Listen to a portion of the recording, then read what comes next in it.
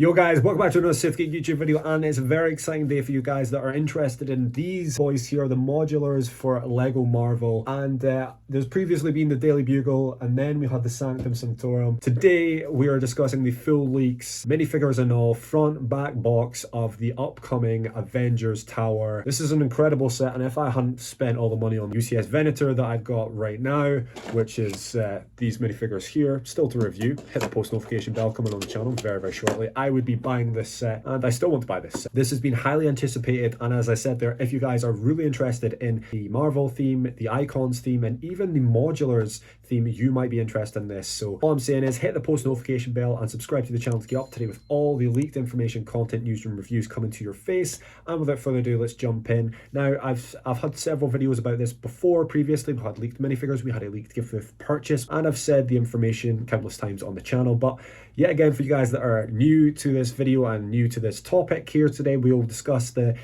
news of the information right now. So this is the set name of the Avengers Tower, the set number 76269. The age range is 18 plus, like every other Icon set. The piece count for this one is 5,261. It's going to cost you a big chunk of money, with coming in at the $524.99 mark, and it's releasing on the 24th of November 2023. That'll be early for VIP holders, which is no longer called that, it's called insiders.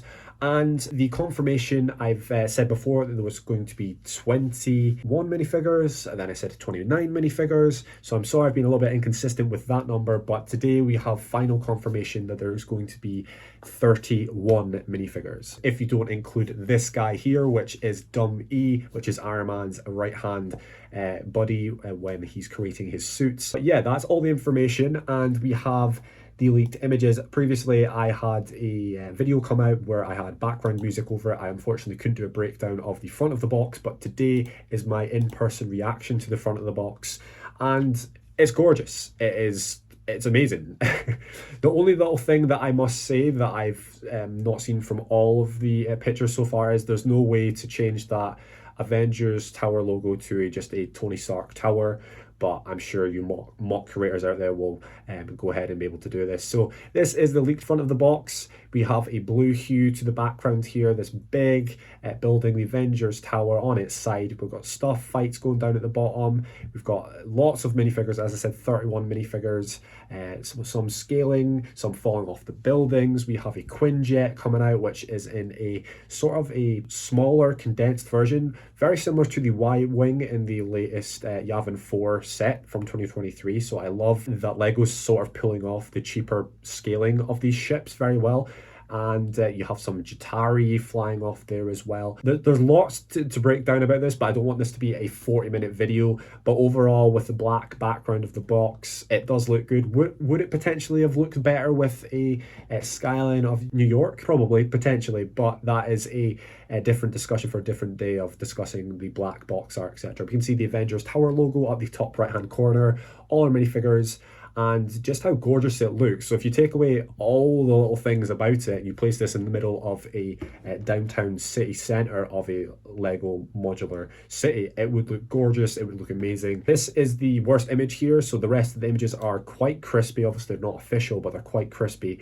And this is the back of the box here, which you can see a lot more going on down the back of the side. Some dumpsters. Don't know if you have an elevator up in this one here. I think we might possibly have an elevator, which is quite cool. Wong with his rings.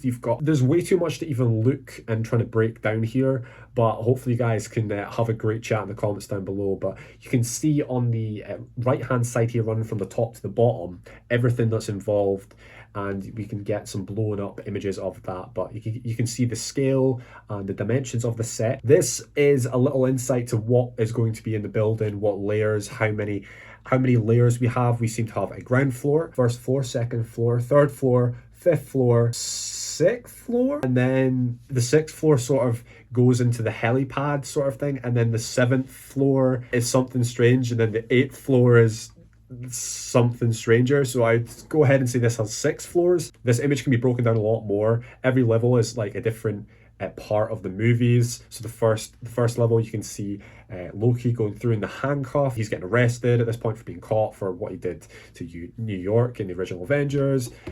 This, that, and the other. But I like the way the playability feature of taking away the big sky block of all the panels here. The only annoying thing is, and it's going to be quite similar to how the Daily Bugle was, it's probably going to be exceptionally repetitive and boring to build. I don't think you could have, any LEGO designers could have prevented that in any way, shape, or form. This is one of the movies here. They're all around the table. They're trying to all pick up Mjolnir.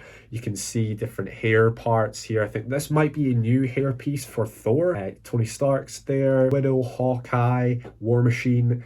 They're all there, and obviously Captain America was the one that shook it and almost picked it up. So that is a great inclusion. You can see this one here. I think this is a brand new part for Loki's staff. Correct me if I'm wrong there. We can see a printed piece potentially. I don't think it is. I think it's stickers. This set is not going to be as sticker heavy as the previous Daily Bugle, but it's going to be sticker heavy. All these minifigures here. We have the Tony Stark in his shield agent costume there, and we have the masked up version of Loki, and then he's escaping because he's got Tesseract there, which is awesome. And so there's a lot of different images that you can go into. You can see Hulk smashing away. That's such a funny scene in the original Avengers, smashing away Loki there. And there's lots of different other references, and probably references that they've not even referenced in the back of the box here as well. Now guys, the most important thing for you is probably minifigures, because that's the most important thing for me. Unfortunately, there's a lot of repetitive minifigures in here. There's a lot of Chitauri, there's a lot of Agents of S.H.I.E.L.D., but it's still the most amount of minifigures that I think we've ever received in a Marvel set ever. So there is that, and there is 31 minifigures. Well, technically 30 minifigures, not involving the dumb E bot here, because he is a character, but he's just a brick built version. And also there's actually technically 29, because if you're not including the micro Ant-Man as well. But we'll go through minifigures right now. So before we just go over all the minifigures, I want you guys to help me out in the comments. I'm not as up to date with the Marvel exclusive minifigures and torsos and parts as I wish I was. I'm more of a Star Wars guy, so help me out in the comments which minifigures are exclusive to this and we haven't seen before. I think I have a pretty good idea, but you guys can also help me out there. So without further ado, let's just go into the minifigures straight away. First one is Tony Stark here. Very plain Tony Stark with just a black top here. He's got something on his torso. He can't quite make it out. Then we move on to the Mark 7, and then next to the Mark 7 we have the Mark 6.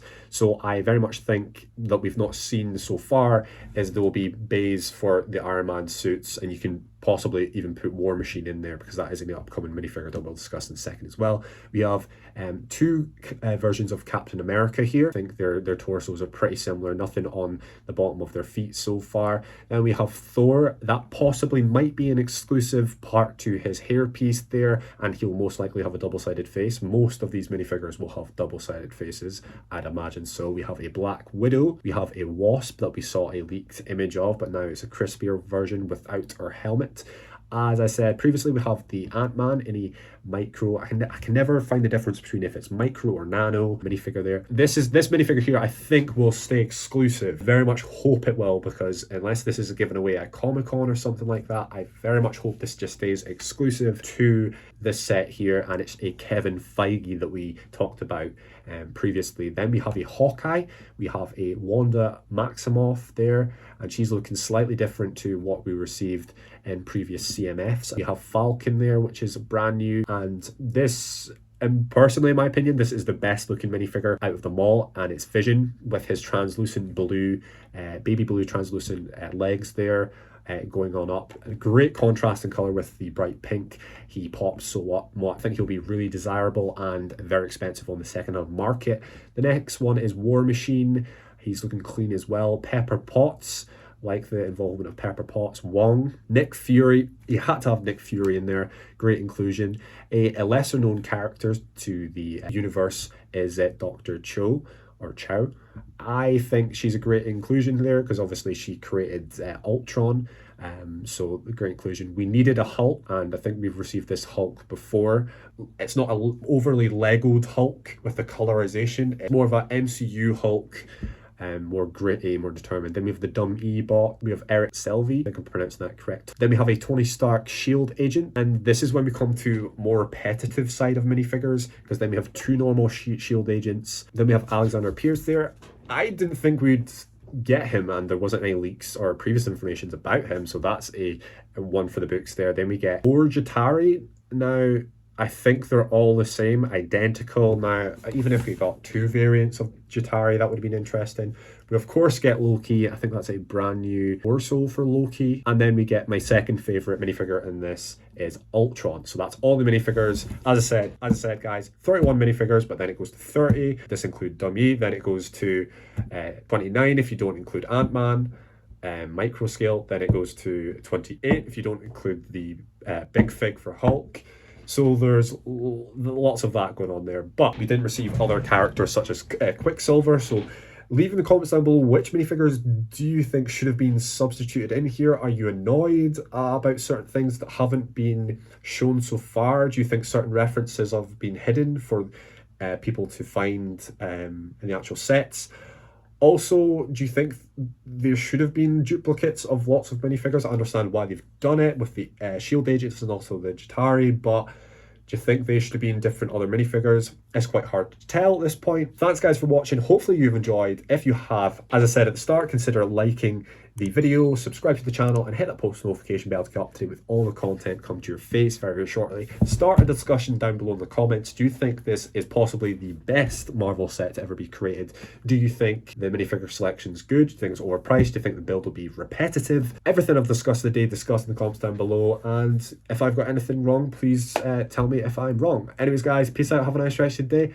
And I will see you later on another SithGeek YouTube channel video. Bye, guys.